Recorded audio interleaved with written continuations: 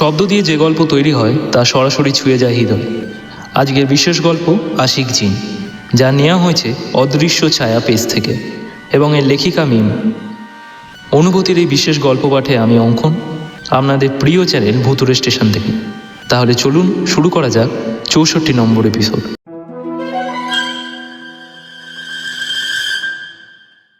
গ্রামের শেষ প্রান্তে একটা পুরনো দোতলা বাড়ি ছিল। বাড়িটা বহু বছর খালি পড়ে থাকার পর সেখানে নতুন করে উঠল রাইসা ও তার মা। বাড়িতে ওঠার প্রথম দিন থেকেই রাইসার মনে হচ্ছিল কেউ যেন তাকে দেখছে, কিন্তু কাউকে দেখা যায় না। রাতে জানলা বন্ধ করার সময় সে প্রায় উঠোনের আম গাছটার নিচে একটা ছায়া দেখতে পেত। লম্বা একজন মানুষ দাঁড়িয়ে থাকে। রাইসা জানলা খুলে তাকালেই ছায়াটা নেই। প্রথমে সে বিষয়টা গুরুত্ব দেয়নি। তারপর এক রাতে তার ঘরের জানলায় 3 বার টোকা পড়ল। রাইসা ভয় পেয়ে উঠে বসল। বাইরে প্রচণ্ড বৃষ্টি, জানলার উপপাশে কেউ থাকার কথা নয়, কারণ তার ঘরটা দোতলায়। আবার টোকা। রাইসা সাহস করে পর্দা সরালো। কেউ নেই, কিন্তু কাঁচের ওপর বৃষ্টির পানির মাঝখানে আঙুল দিয়ে একটা শব্দ লেখা, রাইসা। তার বুক কেঁপে উঠল।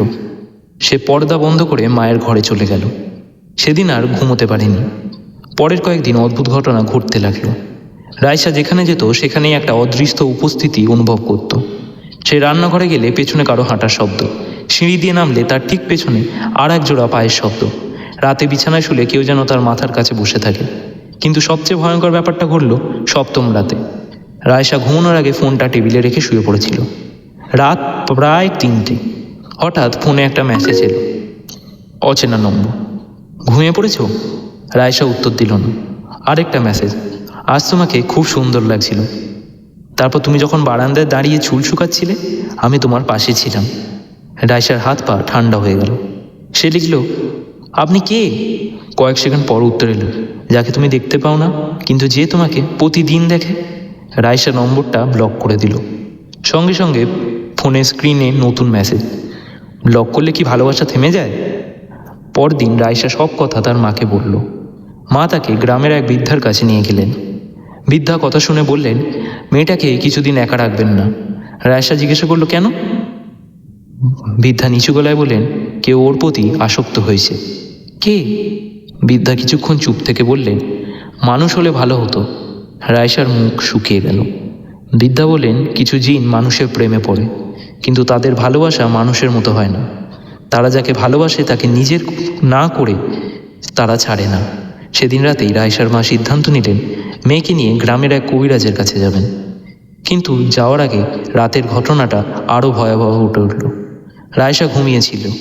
হঠাৎ তার মনে হলো কেউ যেন তার চুলে হাত বুলিয়ে দিচ্ছে। সে চোখ খুলল না।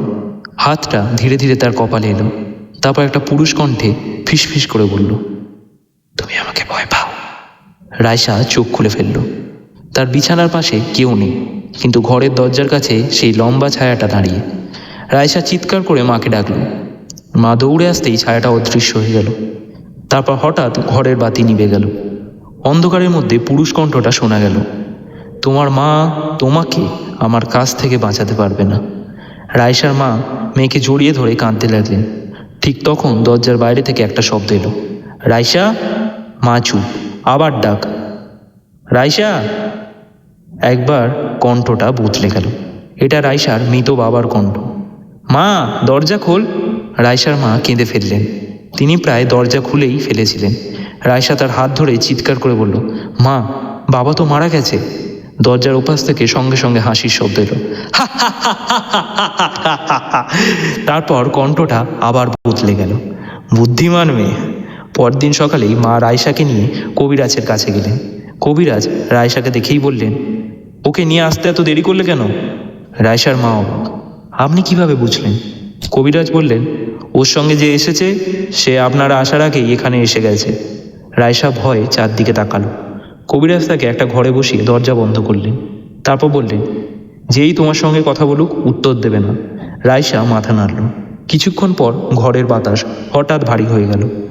জানলা বন্ধ থাকা সত্ত্বেও পর্দা দুলতে লাগলো। তারপর একটা পুরুষ কণ্ঠ, কবিরাজ, ওকে আমার কাছ থেকে দূরে সরিয়ে রাখবেন না। কবিরাজ বললেন, তুই ওকে ছেড়ে দে। কণ্ঠটা হাসল, আমি তো ওর কোনো ক্ষতি করিনি। তুই ওকে ভয় দেখাচ্ছিস? ভালোবাসা কখনো ভয় দেখায়? কবিরাজ কঠিন গলায় বললেন, ও মানুষ, তুই জিন, ওকে ছেড়ে দে। কিছুক্ষণ নীরবতা, তারপর, ঠিক আছে। রাইসার মা অবাক হয়ে গেলেন। কবিরাজও থমকে গেলেন। কণ্ঠটা আবার বলল, আমি ওকে ছেড়ে দেবো। রাইসা স্বস্তির নিঃশ্বাস ফেলল। কিন্তু পরের কথাটা শুনে সবার মুখ শুকিয়ে গেল। শুধু একটা শর্ত আছে। কবিরাজ বললেন, কি শর্ত? রাইসা আমাকে নিজের ইচ্ছায় বেছে নেবে। রাইসা কাঁপা গলায় বলল, আমি কখনো তোমায় বেছে নেব না। ঘরটা হঠাৎ অন্ধকার হয়ে গেল। তারপর কণ্ঠটা খুব কাছ থেকে ফিসফিস করে বলল, তুমি ইতিমধ্যেই বেছে নিয়েছ। রাইসা চমকে উঠল। তার মাথার মধ্যে হঠাৎ একের পর এক ছবি ভেসে উঠতে লাগলো। শৈশবের একটা অচেনা স্বপ্ন, একজন কালো পোশাকের মানুষ, প্রতি রাতে একই মানুষ তাকে দূর থেকে দেখছে। সে ছোটবেলায় তাকে একটা নামও দিয়েছিল, কালো ভাইয়া। রাইসার চোখ বড় হয়ে গেল। সে বুঝতে পারল এই চিনটা আজকের নয়। সে রাইসাকে ছোটবেলা থেকে অনুসরণ করছে। কবিরাজ দ্রুত কিছু পড়তে শুরু করলেন। হঠাৎ দরজা প্রচণ্ড শব্দে কেঁপে উঠল। তারপর সেই কণ্ঠ, রাইসা, আমি তোমাকে শেষবারের মতো জিজ্ঞাসা করছি। সব কিছু নিস্তব্ধ। তুমি কি আমার সঙ্গে যাবে? রাইসা কাঁদতে কাঁদতে চোখ বন্ধ করলো। তারপর বলল, না। এক মুহূর্তের জন্য সব শব্দ থেমে গেল। তারপর প্রচণ্ড একটা চিৎকার, পুরো ঘর কেঁপে উঠল। জানলার কাঁচ ভেঙে গেল, দরজা খুলে গেল, আর কালো ধোঁয়ার মতো একটা ছায়া রাইসার দিকে ছুটে এলো। কবিরাজ চিৎকার করে শেষবারের মতো পড়তে শুরু করলেন। ছায়াটা রাইসার একেবারে সামনে এসে থেমে গেল। তারপর ধীরে ধীরে মানুষের মতো একটা অবয়ব নিল। সেই একই কালো পোশাক, কালো চোখ, কিন্তু এবার তার মুখে কোনো রাগ নেই, শুধু দুঃখ। সে রাইসার দিকে তাকিয়ে বলল, তাহলে তোমাকে আমি আর কোনো দিন দেখব না। রাইসা কাঁদতে কাঁদতে বলল, না। জিনটা কিছুক্ষণ তার দিকে তাকিয়ে রইল। তারপর মৃদু হেসে বলল, ঠিক আছে। সে পিছিয়ে গেল, ধীরে ধীরে অদৃশ্য হয়ে গেল। ঘর আবার স্বাভাবিক হয়ে উঠল। রাইসার মা মেয়েকে জড়িয়ে ধরলেন। কবিরাজ ক্লান্ত হয়ে মাটিতে বসে পড়লেন। সবাই ভাবল সব শেষ। কিন্তু বের হওয়ার আগে রাইসা হঠাৎ থেমে গেল। তার কানে খুব পরিচিত একটা ফিসফিসানি এলো, আমি তোমাকে ছেড়ে দিই। রাইসা চারদিকে তাকালো, কেউ নেই। তারপর সেই কণ্ঠ আবার, কিন্তু ভালোবাসা তো ছাড়িনি। রাইসা চোখ বন্ধ করল। কণ্ঠটা ধীরে ধীরে দূরে সরে গেল। আর সেদিনের পর থেকে আর কখনো কোনো দরজায় টোকা পড়েনি, কোনো অচেনা নম্বর থেকে মেসেজ আসেনি, কোনো ছায়াও দেখা যায়নি। শুধু প্রতি বছর একই দিনে রাত 3:13 রাইসার ফোনে একটা মেসেজ আসে, আমি কথা রেখেছি, তোমাকে নিতে আসিনি, শুধু মনে করিয়ে দিতে এসেছি কেউ একজন তোমাকে আজও ভালোবাসে। আর মেসেজের নিচে কোনো নম্বর থাকে না, শুধু লেখা থাকে তোমার আশিক। আজকের বিশেষ গল্প আশিক জিন। আপনারা শুনছিলেন অদৃশ্য ছায়া পেজ থেকে, যার লেখিকা মিমের লেখা আশিক জিন গল্পটি আপনাদের কেমন লাগলো তা কমেন্ট করে জানাতে একদম ভুলবেন না। গল্প পাঠে আপনাদের সাথে ছিলাম আমি অঙ্কন, ভুতুরে স্টেশন থেকে। পরবর্তীতে এমন আরও গল্প পেতে আমাদের চ্যানেলটি সাবস্ক্রাইব ও পেজটি ফলো করে থাকুন। ধন্যবাদ।